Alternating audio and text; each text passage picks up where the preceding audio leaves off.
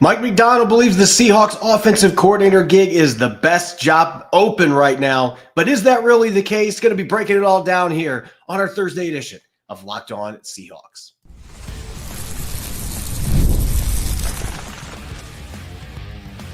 You are Locked On Seahawks, your daily Seattle Seahawks podcast. Part of the Locked On Podcast Network, your team every day. Greetings, 12. This is Corbin Smith, host of the Locked On Seahawks podcast, your daily Seahawks podcast, part of the Locked On Podcast Network, your team every day. A special thanks to all the 12s who are listening in, whether you are in Mill Creek, Washington, or Buena Vista, Arkansas. Greatly appreciate each and every one of you for tuning in and making Locked On Seahawks your first listen 5 days a week. It's officially off-season mode now for the Seahawks, but they got it off to a quick start by dismissing Ryan Grubb as offensive coordinator. They're already underway trying to get interview requests in. We've dove into some candidates. We're going to be breaking down where that offensive coordinator job ranks among the openings currently in the NFL and why expediting this process could be important for Mike Macdonald and company. Plus, rookie grade cards dropping as well in a jam-packed Thursday episode brought your way courtesy of FanDuel. New customers can place a $5 bet, and you'll get started with $200 in bonus bets if you win or lose your first $5 bet. Visit FanDuel.com to get started. Now for your lead story here on our Thursday edition of Locked On Seahawks. Mike Macdonald met with the media for the final time of the 2024 season. Yes, technically it was January 2025, but still his final press conference of the season on Tuesday, and he was fielding a number of questions regarding the decision to fire Ryan Grubb as offensive coordinator and what that means for the offseason plan trying to replace him. And he was asked straight up, where do you see this coordinator position fitting in against the other coordinator jobs that are currently open in the NFL? And Macdonald had this to say. Man, I mean, I think it's a heck of a job. I mean, it starts with the organization. I mean, all the things that, all the reasons why I felt like this is such a great place to be has been backed up, tenfold. So it starts there. And then our players are really the next best. I mean, shoot, we got great players, man. I mean, we got a great young core. And I think it's a heck of a job. I think it's the best job out there. So Macdonald, pretty confident there, best job out there. And I think from some perspectives that maybe you can agree with that, looking at the jobs that are currently out there, these are the 8 current offensive coordinator openings. Most of these teams are looking for a head coach. So they're looking for an entire new coaching staff. You've got the Chicago Bears, who are expected to interview former Seahawks coach Pete Carroll today. The Cleveland Browns fired Ken Dorsey. Jacksonville, Las Vegas, New England, New Orleans, all looking for new head coaches and new staffs. The New York Jets as well. And then the Seahawks, really the Seahawks and the Browns, the only 2 teams here that are retaining most of their coaching staff and have their current head coach, but they are looking for a new play caller on offense. Out of those 8 teams, there certainly are a couple on there. It depends what you are looking for as a play caller. If I'm a prospective offensive coordinator, this is just my viewpoint. This is not a long-term position, because if you're an offensive coordinator candidate, you are looking towards the future thinking, I'm trying to become a head coach. You want to have a seasoned veteran quarterback that you can come in and you can hit the ground running with, find instant success. There's some young quarterbacks that could fit that mold as well. But I do think Geno Smith will be appealing to a number of these offensive coordinator candidates for that reason. That being said, there also are going to be some candidates out there that may look at situations in Chicago and in New England, maybe even Jacksonville, where you've got a young quarterback that was a top 5 pick. You've got a lot of money. At least Chicago and New England are going to have a lot of money to play with in free agency to try to improve the supporting cast around that young quarterback.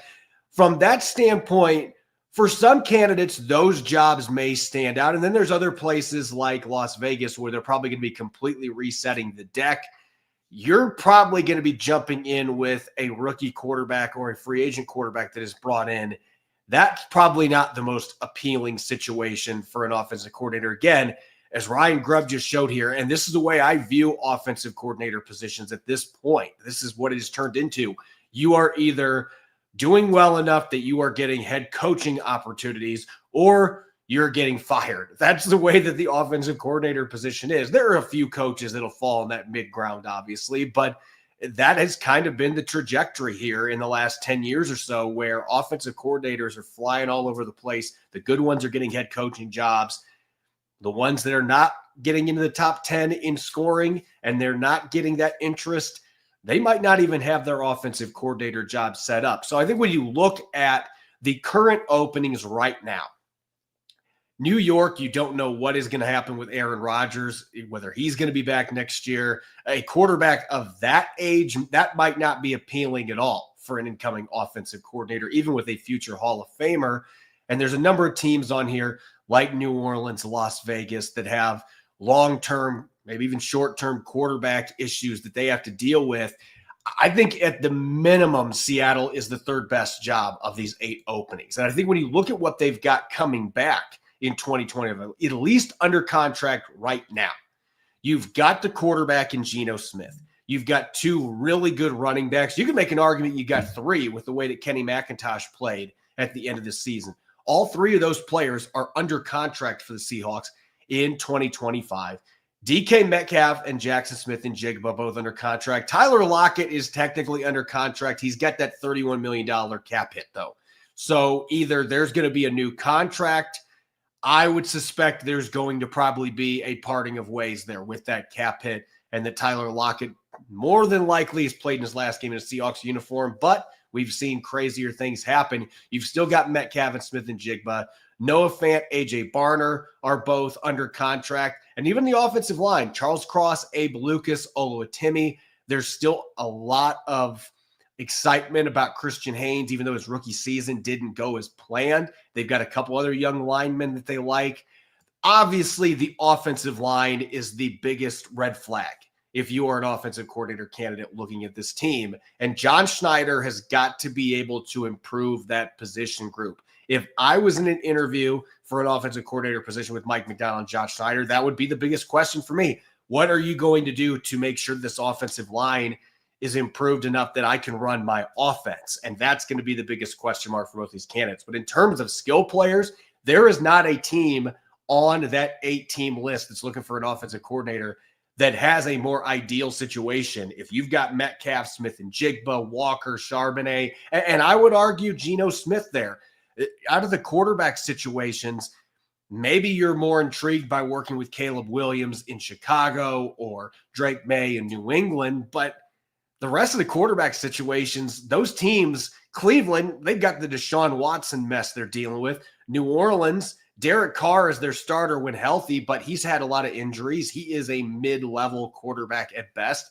They had to play Spencer Rattler down the stretch this year because Carr was hurt. New York, I mentioned it with Aaron Rodgers. He might retire. Who knows what's going to happen in New York? They could cut it. They've got a clean slate at quarterback. To me, Geno Smith at worst is third on this list in terms of quarterbacking. And you could make an argument, again, offensive coordinators, they need to hit the ground running right away, that Geno Smith might be number 1 for that reason, because you are getting an established veteran that finished in the top 5 in passing yards and completion percentage this past season. So I think that Mike Macdonald's got a pretty good argument, but my caveat here would be that, look, Mike Macdonald mentioned this on Tuesday. They are not going to be rushing through this process, but here's why I think expediting this is going to be important. When you look at all those teams that currently have openings, most of them need a head coach. And who's going to be filling those head coach voids? It's going to be most likely the Ben Johnsons of the world coming from Detroit, or Joe Brady coming from Buffalo. These offensive coordinators that have dominated with these playoff teams that could get plucked up by other teams as the next head coach. And suddenly those teams have openings. And teams like Baltimore and Buffalo and Detroit, prospective offensive coordinators are going to be salivating for the opportunity to jump into those situations. And suddenly the Seahawks don't maybe look quite as good compared to some of these other teams. So I think right now you got to pounce, go out and see, can we get ourselves the best candidate that we can get that fits with our ideology? Let's get that done right now before some of these other openings eventually are going to be opened up. When teams start getting ousted from the playoffs, you start seeing head coaching jobs filled up.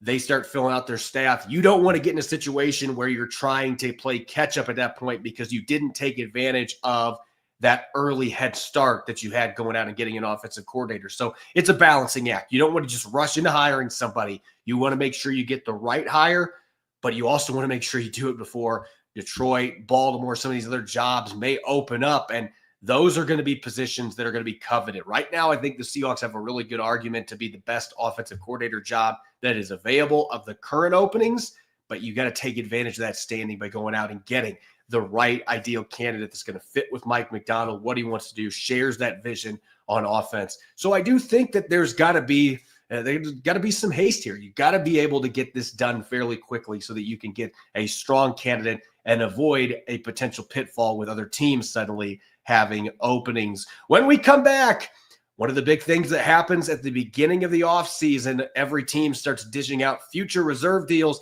I'm going to take a look at the 11 players that were re-signed on future reserve deals by the Seahawks and where those players may fit into plans moving towards the 2025 season. Don't go away. You're listening to the Thursday edition of Locked On Seahawks. From big upsets to game-winning drives, the NFL playoffs are better with FanDuel because right now, new customers can bet $5 and get $250 in bonus bets if you win. The FanDuel Sportsbook app gives you everything you need to place live bets in the NFL all in one place. So when you get a hunch in the middle of a playoff game, you can check out the latest stats, view live play-by-play, and much more on the same page where you place your bets. You can bet on everything from Sam Darnold throwing multiple touchdowns against the Rams to Puka Nacua being the first player in the game to record a 30-yard reception. Just visit FanDuel.com to join today and get started with $200 in bonus bets. That's FanDuel.com. Make this playoff season unforgettable with FanDuel, an official sportsbook partner of the NFL. Welcome back to the Thursday edition of Locked On Seahawks. This is your host, Corbin Smith. A special thanks to all the 12s who are listening in here early on this Thursday morning episode. We greatly appreciate you tuning in and making Locked On Seahawks your first listen 5 days a week. And don't forget to check out the new and improved Locked On NFL. It's twice a day. Tyler Rowland of Locked On Titans dishing out your morning cup of NFL espresso.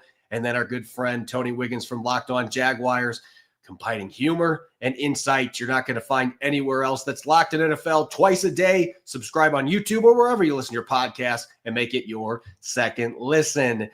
The Seahawks, like the rest of the league, have started to fill out their 90-man roster for the upcoming season, signing 11 players to future reserve deals on Monday. That's typically what happens for teams that don't make the playoffs. You start signing those guys off the practice squad, as many of them as you can, and get those players future reserve deals. Players that don't sign elsewhere, eventually down the line, maybe you could add some of those players to your roster as well. And looking at this group, there's going to be a lot of familiar names. Most of these guys were on the practice squad for a large chunk this season for the Seattle Seahawks.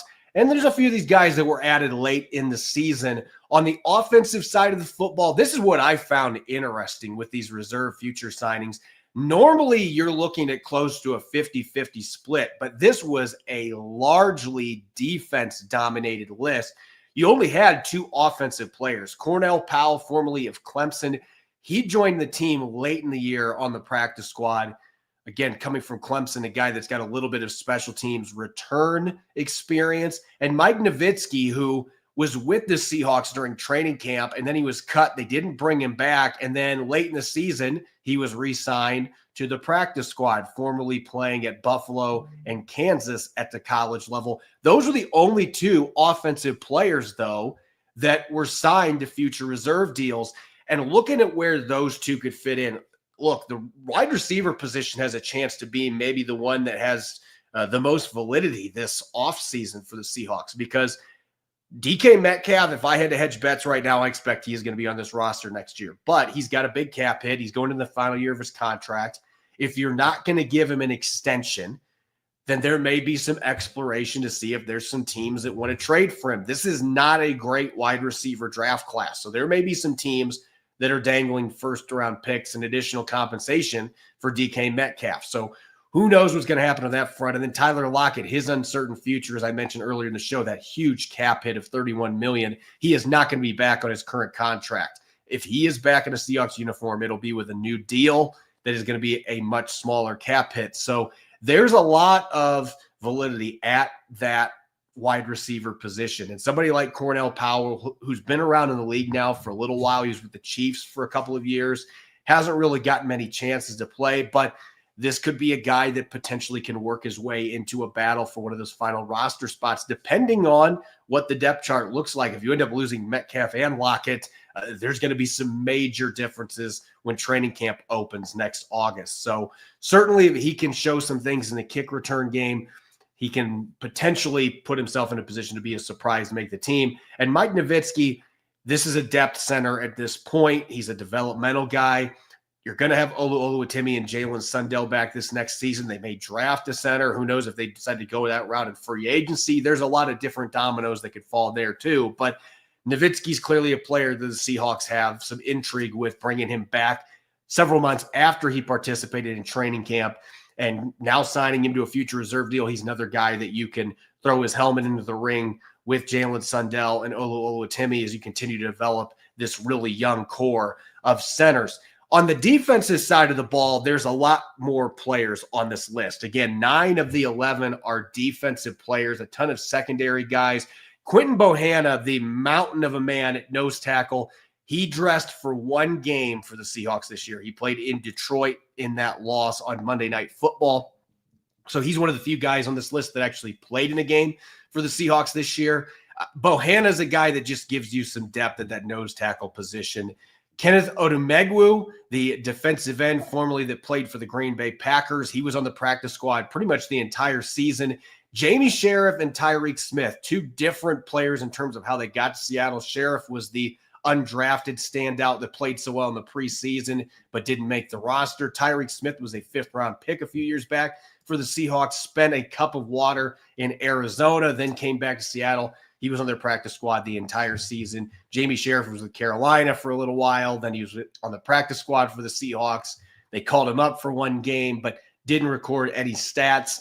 So he is a guy they're still looking at potentially for the future at the edge position. And then in the secondary, several corners that were signed late in the season: Ryan Cooper, Demarion Williams, Tyler Hall. These are all depth bodies that you're going to be looking to have on the roster when you're getting into OTAs and training camp. This is a deep cornerback position, but you could lose Trey Brown in free agency. Artie Burns is going to be a free agent as well. So some of these young corners, they might have a chance to battle for a roster spot as a special teamer and a reserve at corner. And Ty Okada seems to be a player that Mike Macdonald has a lot of admiration for, because if you look at the way this season played out, Jarek Reed II came off injured reserve in the second half of the season. But when Seattle needed safety depth for a number of games, they called up Okada, and then Reed got hurt again, went back on injured reserve. Okada's gotten his chances the last couple of years. Both the coaching staffs, Pete Carroll, now Mike Macdonald, they seem to like this kid, the way that he plays the game. He's a good special teams player, has a little bit of flexibility to play both safety spots. You can move him around the formation some. So I was not surprised at all to see that Ty Okada's back. And depending what happens with, say, a player like Rayshon Jenkins, he's got one more year left on his contract that he signed as a free agent back in March. But the Seahawks can get out of that pretty quickly, given how Kobe Bryant played in the second half of the season, starting in Jenkins' place. And the fact Jenkins couldn't get that starting job back, that might be one of the mechanisms that John Schneider uses to open up some cap space. If Rayshon Jenkins isn't on the roster, then that is going to dramatically improve the odds that Ty Okada is going to be able to finally break through and make the 53-man roster this upcoming season. So that would be the player on this list of all the future reserve deals. Depending on what Seattle does at the safety spot, he would probably be the one that I'd say has the best bet to end up making the 53-man roster next season. And depending how the edge rushing position goes, Jamie Sheriff would probably be number 2 on that list. A number of depth bodies, but all these guys are going to be potentially on the roster when the Seahawks return to the practice field come May.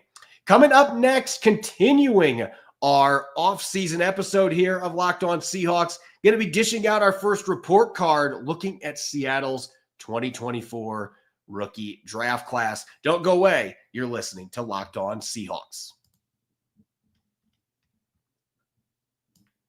This episode is brought your way by our friends over at Prize Picks. It's playoff time, and if you're like me, you want to make the most of these final weeks of football action, and that's where Prize Picks comes in. If you love football and want a chance to win real money while watching the games, Prize Picks is the place for you. It's the best way to turn your sports opinions into cash with daily fantasy player projections. With Prize Picks, you simply pick more or less on player stats like total passing yards or rushing touchdowns for a shot to win up to 1,000 times your money. You can make your picks in less than 60 seconds, and whether you're looking for a flex play to boost your payout or want to cash out quickly, Prize Picks has got you covered. And with over 10 million members and billions in winnings, it's clear that people are loving this platform. This week, I'm looking at Matthew Stafford to throw for more than 230 passing yards and Saquon Barkley to rush for more than 1 touchdown. It's quick, simple, and so much fun to challenge myself and my friends. Here's a special offer for Locked On NFL listeners. Download the app today and use the code LOCKEDONNFL to get $50 instantly after you play your first $5. That Prize Picks run your game. That's right, $50 instantly when you play just $5. Prize Picks run your game.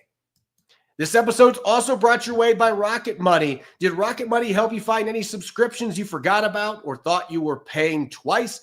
That's definitely happened to me. I had a few subscriptions I didn't even realize I was still paying for, and Rocket Money made it so easy to track them all down. It's like having a personal assistant for your finances. Rocket Money is a personal finance app that helps find and cancel all those unwanted subscriptions, monitor your spending, and help you lower your bills so you can grow your savings. It brings everything together in one place, whether it's subscriptions, your spending habits, or whatever goals you want to hit this year. Rocket Money has over 5 million users and has saved a total of $500 million in canceled subscriptions, saving members up to $740 a year when using all of the app's amazing premium features. For me, clearly the best feature is the subscription tracker. I've used it to cancel services such as Disney Plus that I had on twice, and I've already saved a ton of money. Plus, with their goals feature, I've been able to automatically set aside money for my future. No more stressing about budgeting every month. Cancel those unwanted subscriptions and reach your financial goals with Rocket Money. Go to rocketmoney.com/lockedon. That's rocketmoney.com/lockedon. rocketmoney.com/lockedon. Welcome back to the Thursday edition of Locked On Seahawks. This is your host, Corbin Smith. A special thanks to all the 12s who are tuning in, and thank you as always for making Locked On Seahawks your first listen 5 days a week. We greatly appreciate it.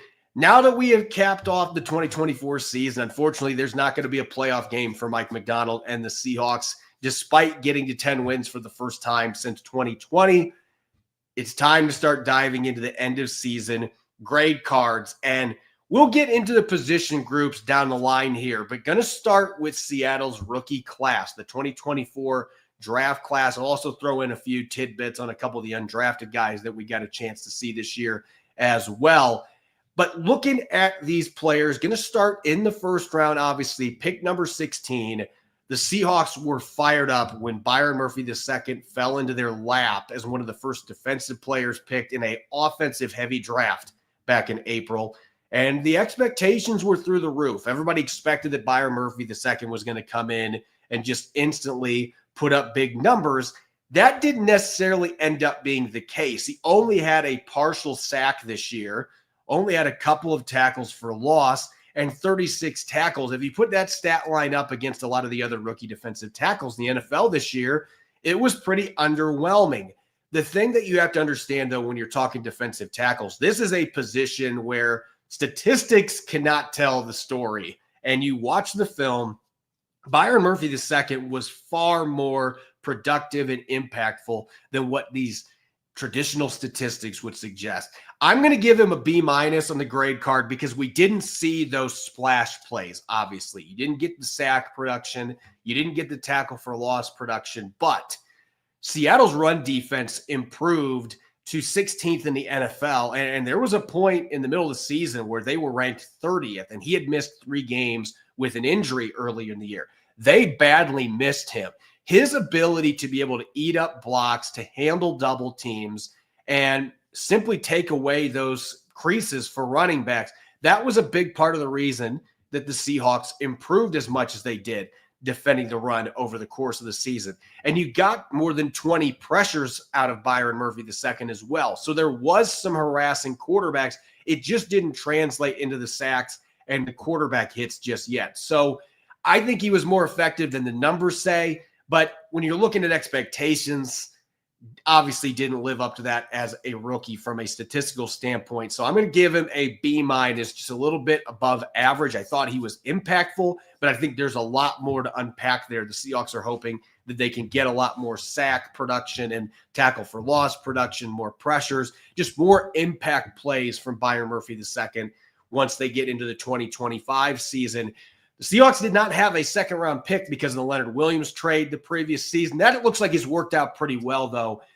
Their next selection was in the third round with Christian Haynes coming out of UConn. And this was a pick that I absolutely loved back in April. And I still think there's a chance that Christian Haynes can have a really good NFL career. This happens sometimes with players where rookie season doesn't work out. You change up the coaching staff a little bit again. Maybe the light switch turns on. Christian Haynes had a really good college career at UConn. He was a Senior Bowl standout.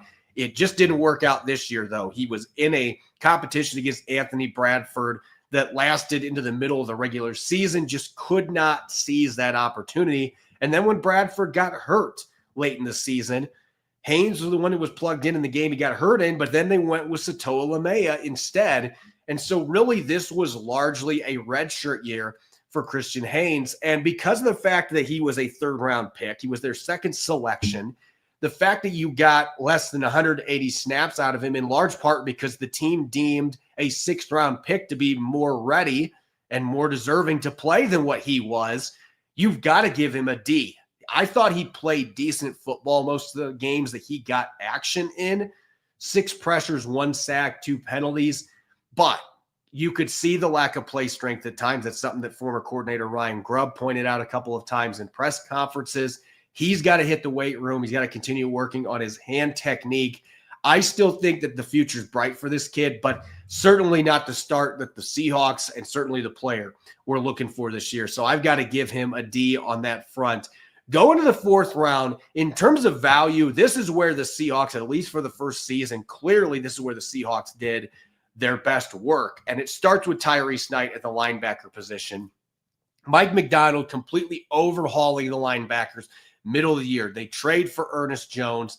They ship out Jerome Baker. Then they release Tyrell Dodson. They plug in Tyrese Knight in the lineup. And the Seahawks down the stretch played excellent football with those two starting linebackers working together. They went 5-2 in those games. Knight finished the year with 88 tackles. Not many missed tackles. That's something that translated from his college tape. When he gets his hands on you, he's typically going to get you to the ground. You saw some pass rushing ability with 1.5 sacks, several other pressures, 3 tackles for loss. I saw some quality dropbacks in coverage as well.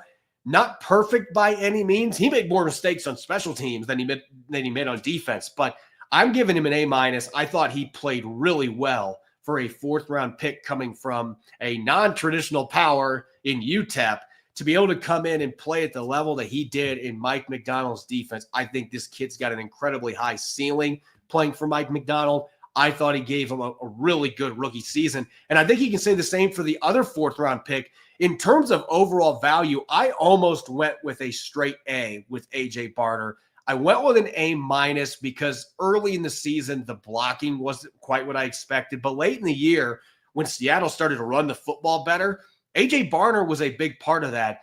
But he's getting an A- because I'll be honest, I did not see any way that A.J. Barner was going to have 30 receptions and 4 touchdowns as a rookie. And obviously in this draft class, when you look at tight end position, Bowers from the Raiders, Brock Bowers, he is clearly tight end number 1. He put up a historic rookie season, even with the quarterbacks the Raiders have. But A.J. Barner finished second among rookie tight ends with 4 touchdowns this year. Geno Smith clearly developed a rapport with him as the season went on. He started to become somebody that Smith could rely on, and he dumped the ball off to him. And I thought he did a good job creating after the catch, too, running over people. I love the physicality that A.J. Barner plays with. So both of Seattle's fourth-round picks to me, so far have been home runs. I'm giving both of them A-minuses. It's rookie year. We'll see what they do next season and moving forward. But I think they clearly, in terms of draft positioning and what they brought to the table this year,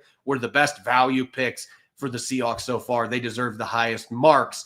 Going to the 5th round, Nehemiah Pritchett, in his defense, he got thrown in some really tough situations. The first game that he played a lot of snaps on defense was the first game against the 49ers when they were closer to full strength. That was a rough situation to throw a rookie cornerback into.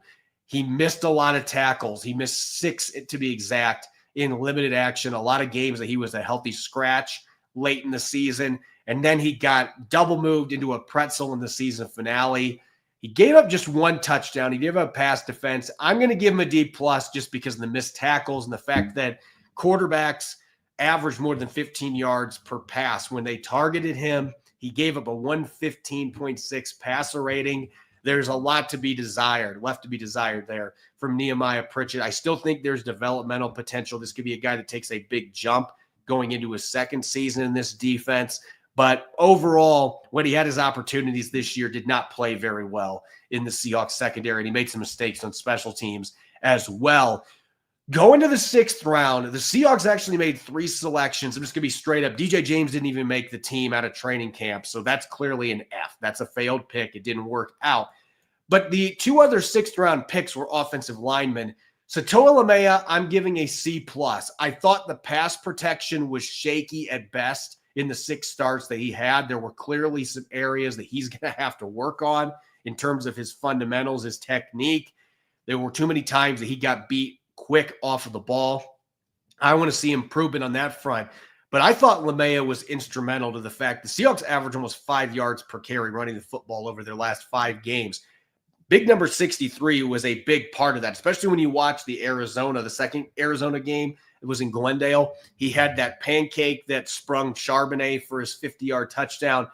This guy plays with physicality. He brought some edge to this offensive line that they were lacking prior to his introduction to the lineup. So I think if you can get some improvements in pass protection, there might be some potential for Satoa Lamea to be one of those day 3 guys that can end up being a multi-year starter. He is one I'm going to be really interested to see what he looks like when he comes back next season. And if Scott Huff is still the line coach right now, it looks like he's going to be, what Scott Huff is able to do in year 2 with him. And I think the same could be said for the other 6th round pick at the offensive line position for the Seahawks. Mike Jarrell, I don't think the Seahawks went into this year. They really did not want their 6th round pick coming from Findlay University, a Division II school. They did not want him to have to play this year. They wanted him to be on the roster. They wanted him to learn on the practice field and develop so that he could eventually maybe play. Injuries, though, changed that course. When George Fant went down, you had Abraham Lucas still out. Stone Forsythe gets hurt. You had to start Mike Jarrell for 3 games. And the Seahawks obviously did not want to do that. That was the least ideal route here with a guy that was coming from Division II to the NFL. There were mistakes. He gave up some sacks. He had issues with penalties. You clearly had the bumps in the road you expected here. But I'm giving him a C because there were some solid run blocks. There were some good pass plays on film. It was very inconsistent. You expect that from an unpolished player that's making that jump in competition. But like Lamea, give this kid another offseason and see where he is at. Let him continue to get stronger and develop technique with the athleticism that he brings to the table. Mike Jarrell is a top 5% athlete for the tackle position. If you can get that athleticism to translate into better technique as an offensive lineman and more knowledge, more savvy going up against NFL defenders, there is still the potential that Mike Jarrell could be a guy that can play significant snaps in the NFL down the line. It's just playing it as much as they did his rookie year. That was not what they wanted to do, but it should serve him well. It should pay dividends down the line. So C+ for Lamea, C for Mike Jarrell. Certainly mistakes for those guys, but I thought considering draft position and the situations they got thrown in, those guys honestly played better than a lot of the veterans that the Seahawks had on this offensive line. As always, you can follow me on X and Blue Sky at Corbin Smith NFL. Make sure to subscribe to Locked On Seahawks on YouTube or wherever you listen to your podcast to ensure you don't miss a single episode. Coming up tomorrow, we will be continuing our report cards. We're actually going to be dishing out awards on the offensive side of the football. Make sure that you're listening in, and thanks for tuning into this episode. Go Hawks.